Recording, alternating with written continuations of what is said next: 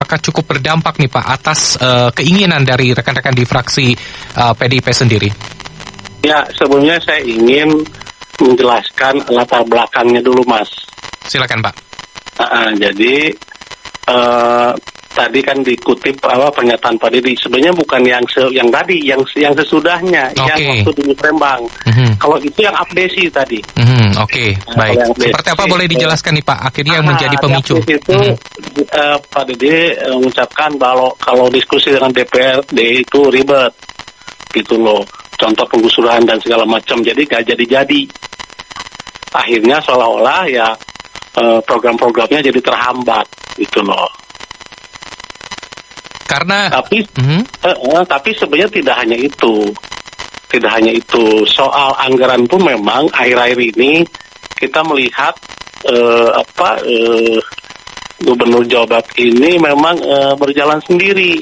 Ini sudah perubahan Perda APBD itu sudah yang kelima, dan kita sama sekali apalagi yang kelima ini tidak tahu sebenarnya apa saja yang digeser anggarannya gitu. Jadi seolah-olah beliau sepertinya ini kan demi rakyat gitu loh. Jadi seolah-olah yang diinginkan teman-teman DPRD tidak untuk rakyat gitu. Jadi seolah-olah versus ke versus gitu loh. Yang dia rubah tuh ya untuk rakyat semua, yang diusulkan oleh Dewan ya tidak untuk rakyat. Jadi seolah-olah begitu gitu, Mas.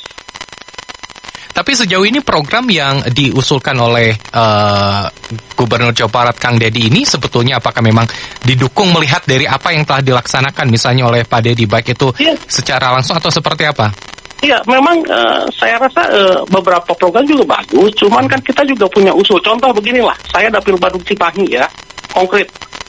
Saya lihat di perubahan APBD, kan beliau menjanjikan RKB. Di Bandung Cimahi nggak ada ruang kelas baru.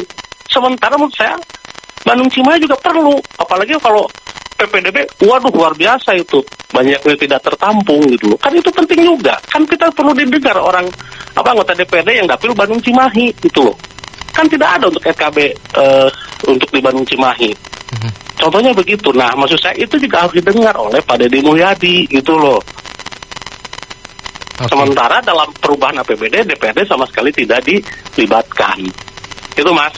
Oke, baik.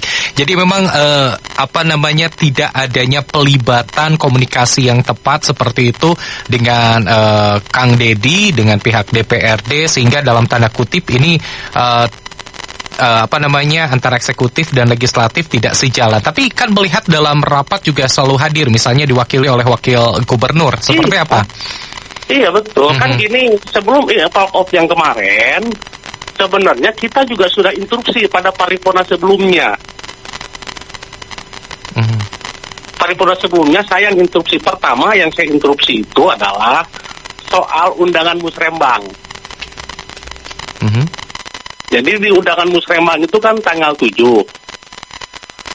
Nah, kami anggota Dewan baru dikabari tanggal 6 malam. Dan itu pun jamnya beda-beda. Ada yang jam 7, ada yang jam 10, ada yang jam 12. Jadi soal menurut kami ini kayaknya memang gak niat ngundang gitu loh. Sementara anggota DPRD juga di BAMU sudah ada jadwal agenda kegiatan. Nah, makanya saya instruksi agar minta berkomunikasi dengan pihak pemerintah provinsi, Sekwan. Ini sebenarnya gimana dalam buat jadwal. Sementara Pak Deddy dalam konten media sosialnya bilang bagaimana mau dihargai Musrembang saja tidak datang gitu loh. Pak Deddy nggak periksa tidak datangnya gara-gara apa gitu loh. Gitu, Mas. Oke, berarti soal bagaimana pola komunikasi yang harus dibenahi tanda kutip seperti itu dengan rekan-rekan DPRD. Betul. Oke, baik. Sejauh ini kalau melihat program atau bahkan juga dalam tanda kutip turun langsung kepada masyarakat yang dilakukan oleh Kang Deddy seperti itu dengan program yang sudah ada, berarti melihat DPRD apakah memang melihat dari apa yang telah direncanakan dengan DPRD sebelumnya berubah cukup jauh seperti itu? Ada beberapa hal yang dirubah kan gitu kan gini. Anggaran itu kan tidak ujuk-ujuk ada proses namanya KUA PPAS. ada kemudian proses di Banggaran, ada proses namanya persetujuan Kementerian Dalam Negeri dalam menyusut anggaran, dan sudah ada perdanya, perda APBD. Gitu. Kemudian sudah ada pergubnya penjabaran. Nah, oleh Pak Deddy Mulyadi kemudian dirubah dengan dasar adanya surat edaran dari Kementerian Dalam Negeri yang memperbolehkan perubahan gitu loh. Tapi di situ kan harusnya DPR juga diajak ngobrol gitu, karena kita juga punya aspirasi gitu loh. Pak Deddy merencanakan bagus, ada ini ada itu, membuat program. Nah, kami juga punya pikiran. Contoh yang saya bilang tadi, uang kelas baru Bandung Cimahi juga menurut saya sih perlu, tapi ternyata tidak dianggarkan. Yang kedua, Pak Deddy Mulyadi kadang-kadang, maaf ini, beliau seringkali menjanjikan yang belum jelas. Contoh begini, beliau menjanjikan mangga ijazah bisa diambil untuk SMK. Ada nggak itu janji? Ada. Tapi sampai hari ini masih banyak anak-anak yang ijazahnya ditahan. Tapi beliau nggak pernah lagi bicara soal solusi itu gitu loh. Udah beda lagi temanya gitu, kontennya gitu loh. Sementara ijazah sampai sekarang juga banyak itu tunggakan, nggak dibereskan juga gitu. Nah, kami ingin bersuara itu gitu loh. Oke, baik.